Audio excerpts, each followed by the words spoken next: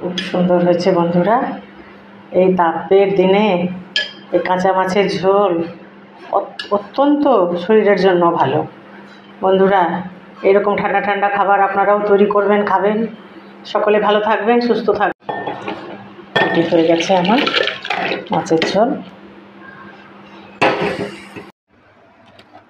আজকে মাছ আনা হয়েছে বাড়িতে, তো এই মাছ নিয়ে এসছে বন্ধুরা রুই, ডিমও আনা হয়েছে। তো এই ডিমটা আমি এখন ভেজে দেব। শাহী কিচেনে সবাইকে স্বাগত বন্ধুরা।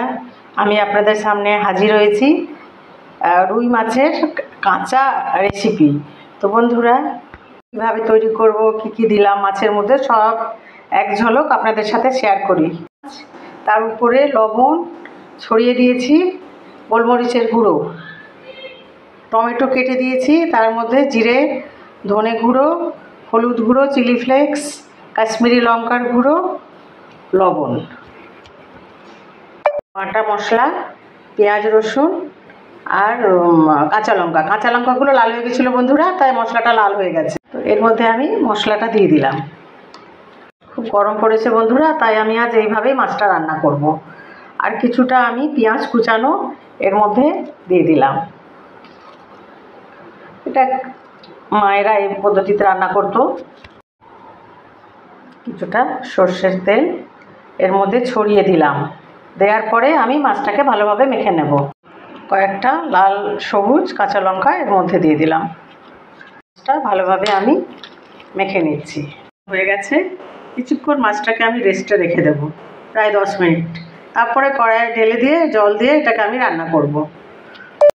10 মিনিট হয়ে গেছে। মাছটা আমি কড়াইয়ে নিয়ে নিয়েছি, তার মধ্যে আমি জল দিয়ে দিলাম। এবার প্রথমে একটু ফুল আঁচে রেখে দেবো কিছুক্ষণ, তারপরে হালকা আঁচে ধীমে ধীমে রান্না করব বন্ধুরা। পেঁয়াজটা আধা ভাজা হয়ে গেছে, এর মধ্যে আমি মাছের ডিমটা দিয়ে দিলাম। এবার ভালোভাবে নাড়াচাড়া করতেই থাকবো।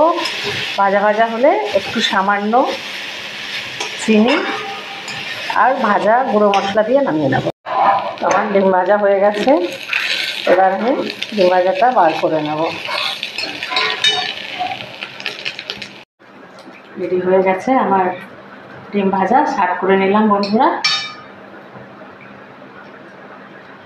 তো বন্ধুরা, আমি আমের চাটনি তৈরি করছি। কাঁচা আম ছোট ছোট করে টুকরো করে নিয়েছি, নিয়ে ভালোভাবে ধুয়ে ওর মধ্যে আমি লবণ, কয়েক কোয়া রসুন আর কাঁচা লঙ্কা দিয়ে এটাকে আমি ভালোভাবে মিক্সি জারে নিয়ে নিয়েছি।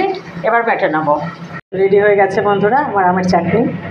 এটা যে কোনো সময় লাঞ্চ, ডিনার সব সময় আমরা এটা ভাত রুটির সাথে নিতেই পারি। খুব সুন্দর একটা মুখরোচক সুন্দর জিনিস তৈরি করে ফেলেছি বন্ধুরা।